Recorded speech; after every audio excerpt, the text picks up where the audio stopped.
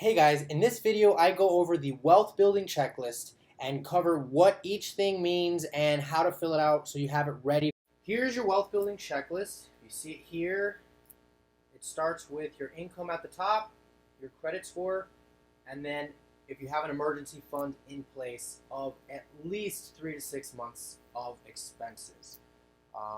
Knowing your income is good to have up front, you know where your money's going, and your credit score for future investments you may be interested in purchasing, such as real estate. In my opinion, I would not invest any money without having at least 3 to 6 months of expenses in place before making those investments. You never know what could happen, and when I say expenses, I mean all of your bills to survive for the month, food included, all your household expenses to keep you up and running. And you don't have to put your fun money stuff in there, but you definitely want at least the expenses covered, your base expenses. So going down, your wealth building team. Now this is the number one thing on the list for a reason, okay? Because your team of professionals will make sure that you are compliant legally with everything. You fully understand all the possible ways you can lose money, and they have the actual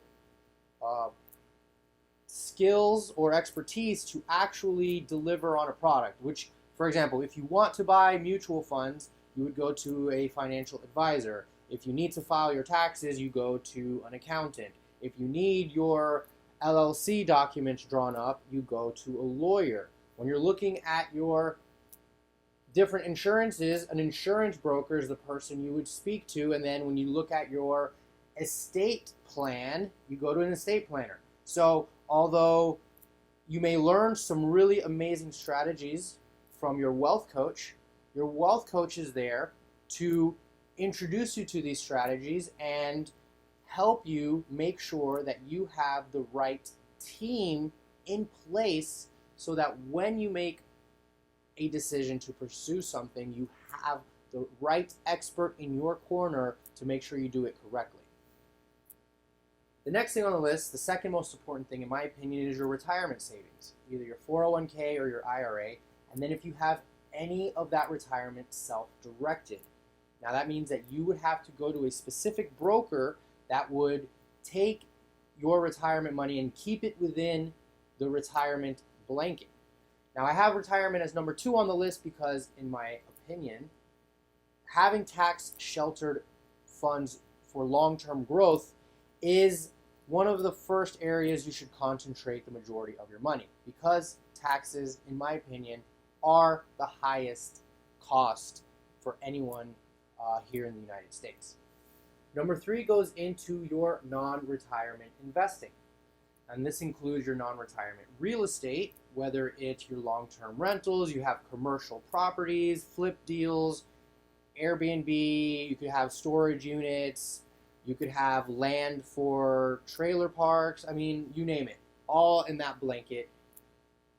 Your stock market, anything that you have in the stock market, whether it be stocks, ETFs, index funds, mutual funds, bonds, and then business opportunities. So in your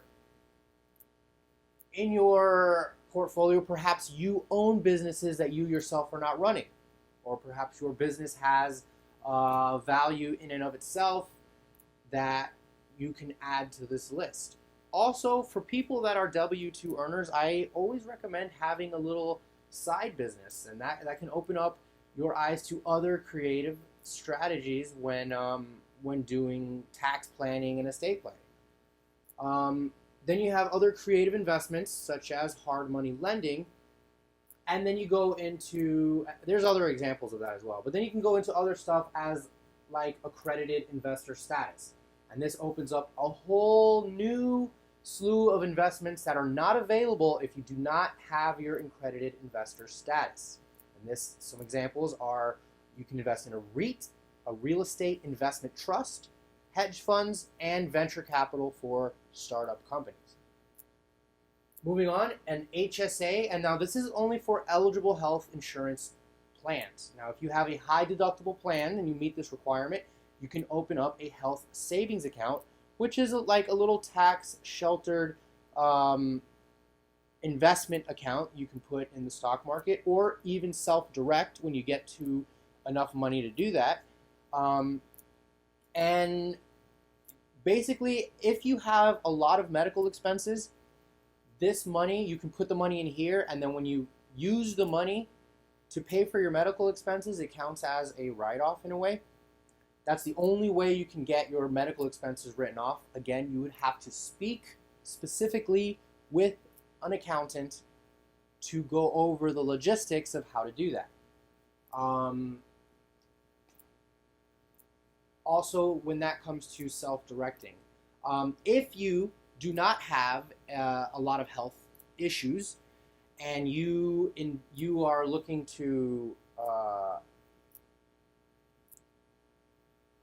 if you don't have a lot of health issues, so you're not going to be spending a lot of money as far as like meeting your deductible every year, this is also a good account to have because you can just fully fund it and just let that account keep growing.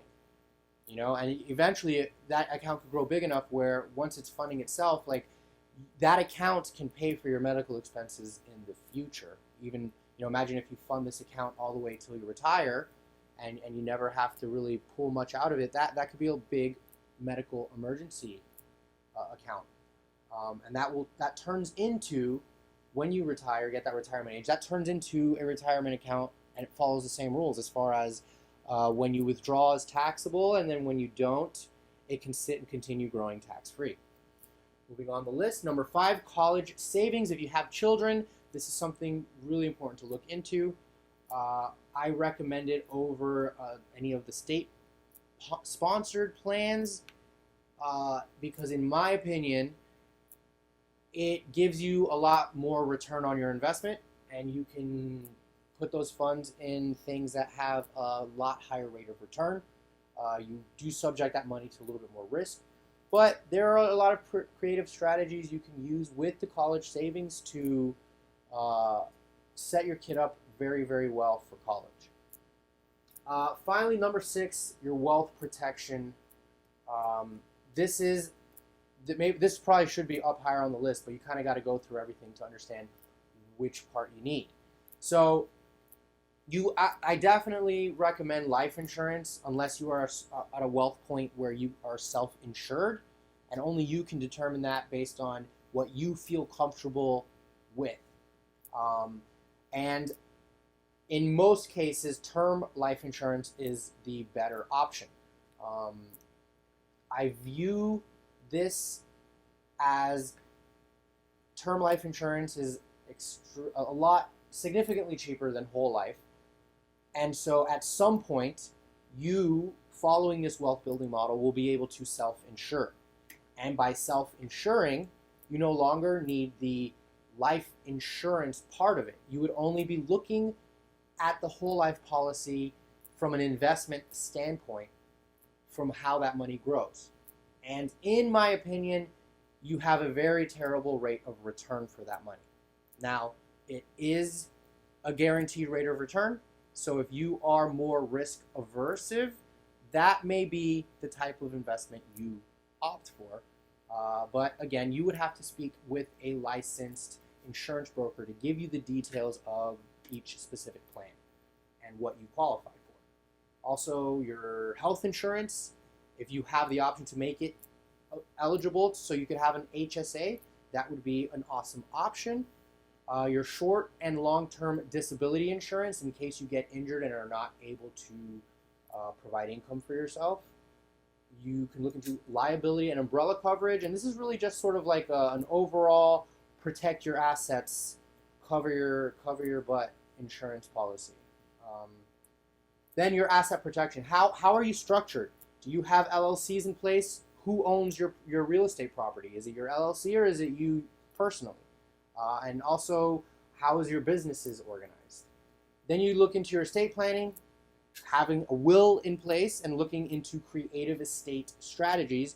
and ways that you can leave your inheritance to your heirs without causing a huge tax liability for them, and without creating entitled, spoiled estate babies, pretty much, you know? So there's some pretty cool ideas there. And then, of course, in today's day and age, identity theft protection. Really, what you want with that is that they have a team of people and have a reserve fund amount of money that they will cover in costs. For example, I have an identity theft protection that if my identity gets stolen, they will cover up to $1 million in the fees and processing that it takes to get those removed from my credit and from my identity at all. And they themselves have the people that handle the process. So I myself will not have to handle any of the coordinating and paperwork and dealing with any of the headache that comes with that. So you're likely to experience this at some point in your life, and it would be a very good decision to make sure you have that covered. So go through the list, see what you got going for you, what you don't, and see. Continue watching this series on the wealth building checklist. I'm going to break down each thing a lot more, go into a lot more detail, and it can really, really open your eyes to what is possible for you. What ways can you set up your wealth strategy that you can be set for life? I hope this helps. Like and share. Keep inviting people to the group. Thank you.